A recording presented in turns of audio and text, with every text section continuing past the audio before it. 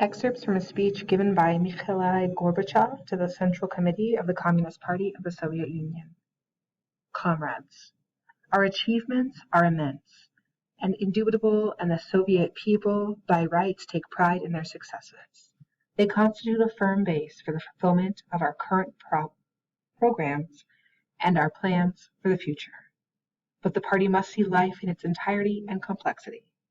No accomplishments, even the most impressive ones, should obscure either contradictions in the social development or our mistakes and failings. We talked about all that and must repeat again today that at some point the country began to lose momentum. Difficulties and unresolved problems started to pile up, and there appeared elements of stagnation, another phenomenon alien to socialism, all that had a most adverse effect on the economy and social, cultural, and intellectual life. Of course, comrades, the country did not cease to develop.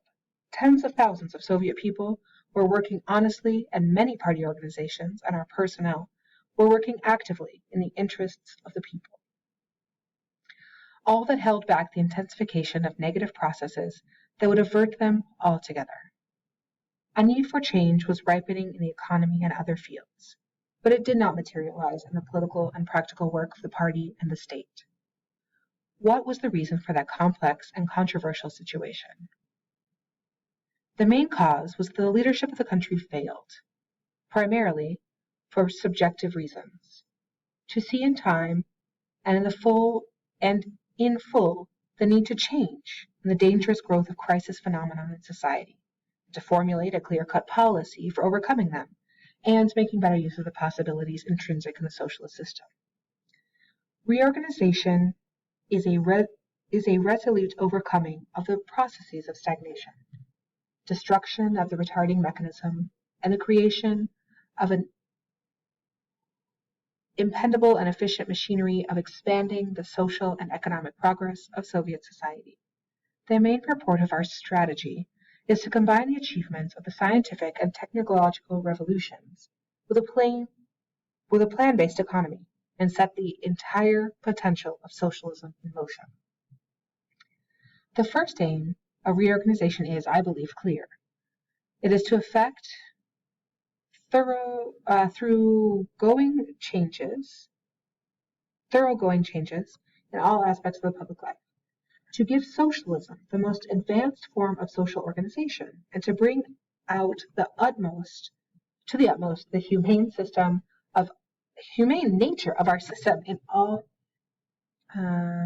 decisive aspects, economic, social, political, and moral. We now understand better than before the profundity of Lenin's thought about the vital interlink between socialism and democracy.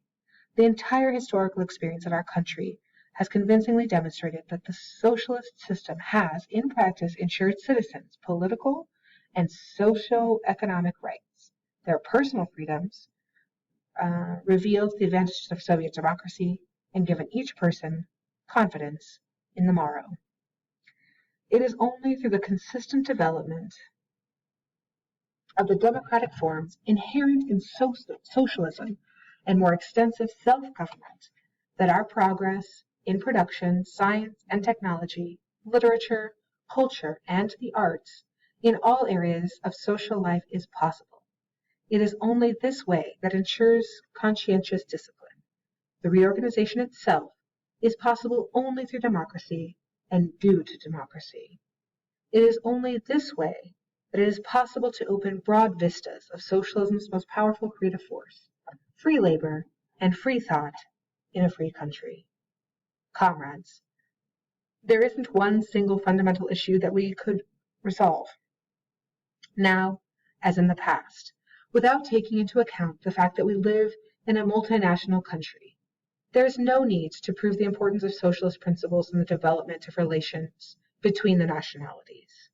It is socialism that did away with the national oppression, inequality, and infringements upon the rights of people on grounds of nationality. It ensures economic and cultural progress for all nationalities and ethnic groups. In short, the successes of our party's nationalities policy are beyond any doubt, and we can justly take pride in them.